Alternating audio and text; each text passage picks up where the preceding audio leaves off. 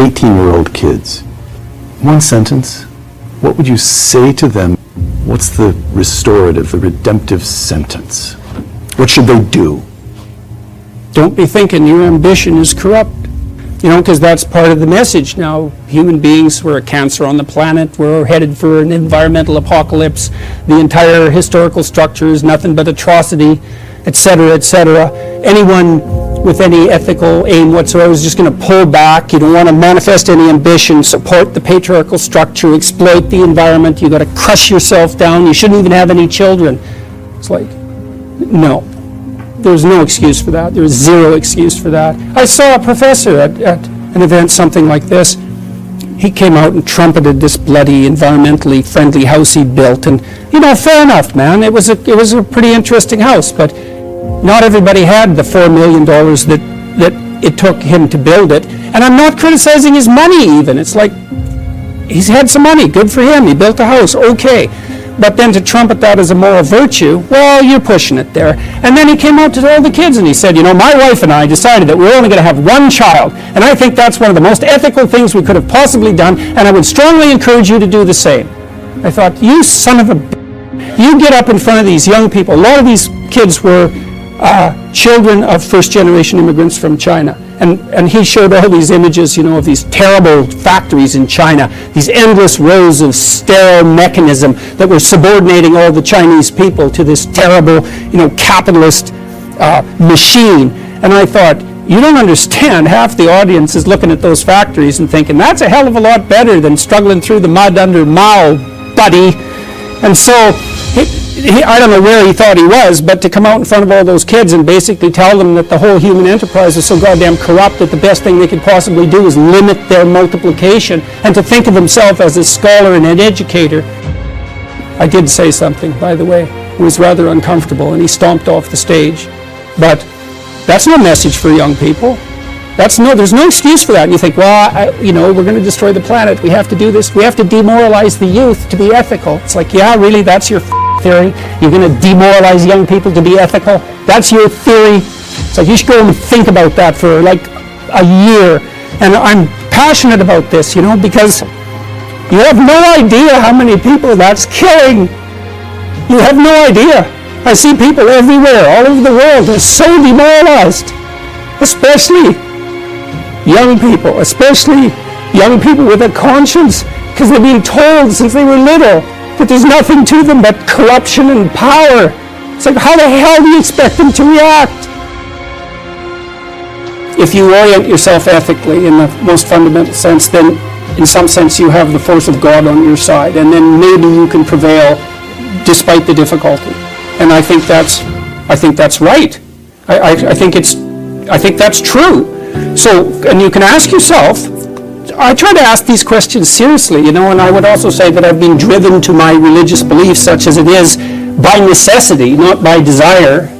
What do you want to have on your side when you're contending with the unknowable future and its vagaries? How about truth? How about beauty? How about justice? You want allies? Those are powerful allies. People have to act as ethically as they are powerful. And so I've been trying to convince people to do that, I suppose, or to put forward, not to convince them precisely, but to put forward an argument about why that's necessary and why it's on them. It's like, no, this is on you. You got to understand this problem. It's you. You don't get it right, it isn't going to work. And so how do you do that? Well, you start with what you have under control in your own life, because where else are you going to start? You look to yourself. Put your house in order. Don't be worried about some other person walking this satanic path. And that's what activists do all the time, right? It's you. It's the corporations, like it's someone else. No. It's you. And I think that's also fundamental to the Judeo-Christian doctrine, is that it's you. It's on you. Redemption's an individual matter. And so my hope is that if enough people take themselves with enough seriousness, then we won't end up in hell. Because we certainly could. It's a high probability. And I also don't think that you can be motivated enough to put your house in order to the degree that's necessary merely by being attracted, let's say, to the potential utopia that might emerge as a consequence of that. So that'd be a vision of heaven, let's say. No, you need to also be terrified of hell. Think, well, there's no such thing. It's like, just because you haven't been there doesn't mean there's no such thing. It's like you have to be pretty bloody naive to think there's no such thing. Like, how much evidence do you need? And how does it come about? Well, it comes about, at least in partial, consequence of the sins of men. And I think that's true. So I go around and I talk to people. I say, look, there's not only more to you than you know, there's more to you than you can imagine. You have an ethical responsibility to act in that light.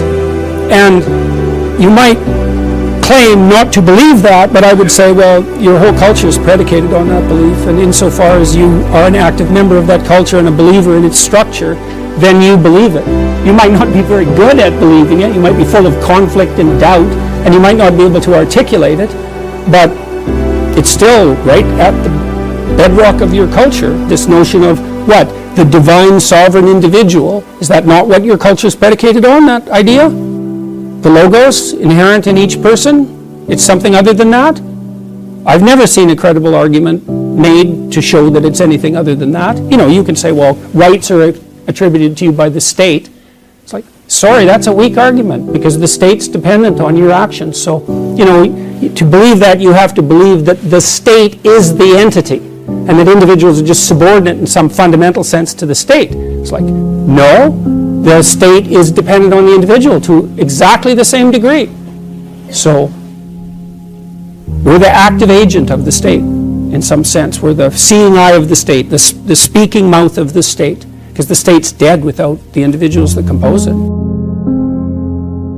C.S. Lewis, if I swallow the scientific cosmology as a whole, meaning only all that exists is what we can perceive through our senses, then not only can I not fit in religion, I cannot even fit in science. If minds are wholly dependent on brains, and brains on biochemistry, and biochemistry in the long run on the meaningless flux of the atoms, I cannot understand how the thought of minds should have any more significance than the sound of the wind in the trees. You feel that one as well?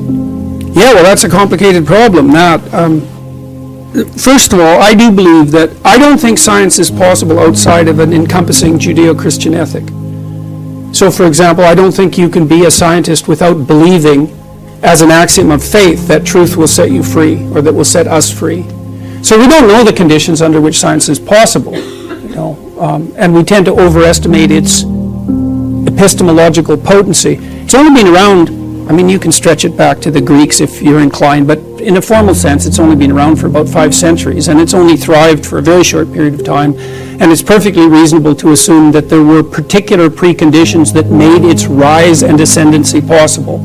It is a historical phenomenon. Yes. It happened at a specific moment in time. Right, and at least in principle for particular reasons. Yeah, and I think one of the conditions, well, there's a bunch of them. One is, for example, there's an intense insistence in the Christian tradition that the mind of God in some sense is knowable. Yes. So we could say, well, the structure of the cosmos, and you have to believe that that's the case before you're going to embark on a scientific endeavor.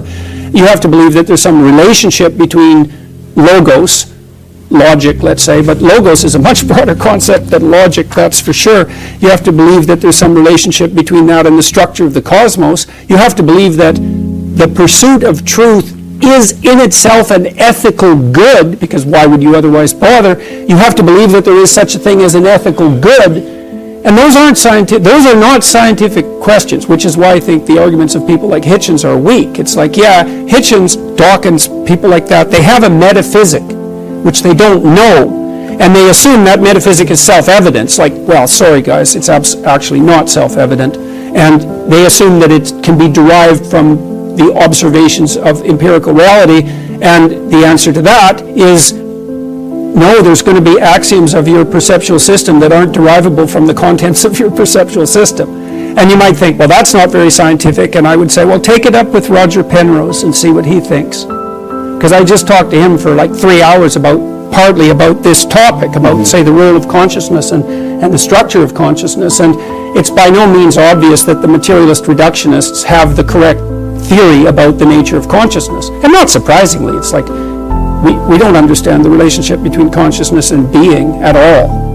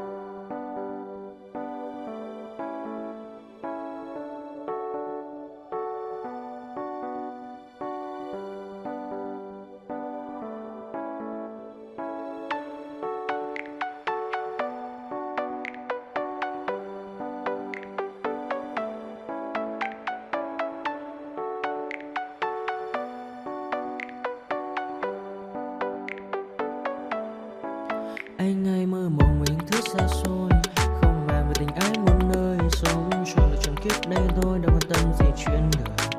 Thế mà lại nằm tương tư, ông tầm bà mũi xe tơ, đêm nằm trộm nhớ mơ mơ về ai. Thì ra anh yêu rồi, từ ánh mắt nụ cười, từ đôi môi gọi mưa sao xuyến lòng anh.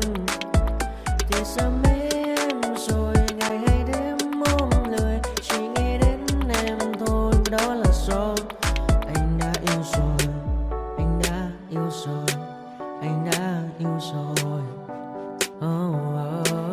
Anh đã yêu rồi, anh đã yêu rồi, anh đã yêu em mất rồi.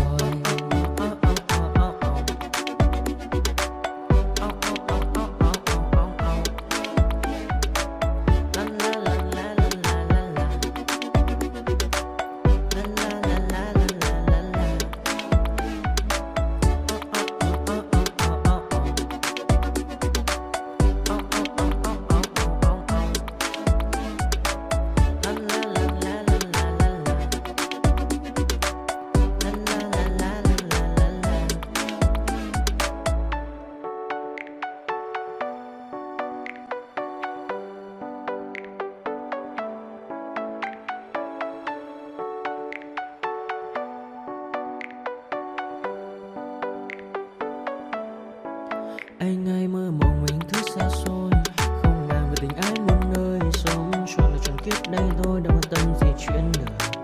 Thế mà lại nằm tương tư, ông tầm bà mũi xe tơ, đêm nằm trộm nhớ mơ mơ về ai. Thì ra anh yêu rồi, từ ánh mắt nụ cười, từ đôi môi gọi mưa sao xuyến lòng anh. Thì ra mê em rồi, ngày hay đêm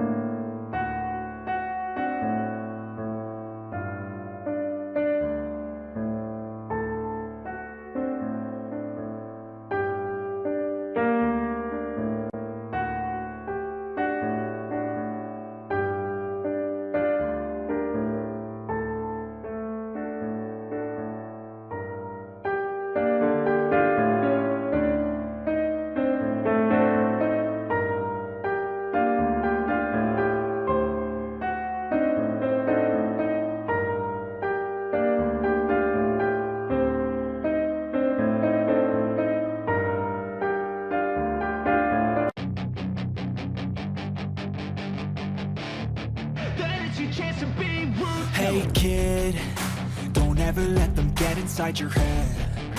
They'll tell you what to do in life instead of everything you know that you could get. Don't let them guide your life towards regret.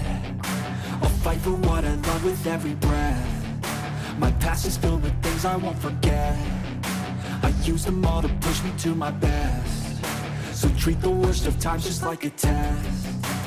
If only I could go back in time, I'd tell myself that everything will end up alright. Just push yourself, test yourself, figure out what you like, and find your limits, don't be rigid, always work towards a prime. Surround yourself with open minds, people can change your life. A few friends with intent can help you feel alive. Find a passion, take some action, and with a little time, just be patient, make a statement, try to enjoy your life. They'll try to kick you while you're down. They wanna rise up while you drown. They wanna fill your head with doubt. They're silently scared that you'll figure it out. I'll make it look like I'm losing, won't bother hiding my bruises. And when they finally think you're wounded, then it's your chance to be ruthless.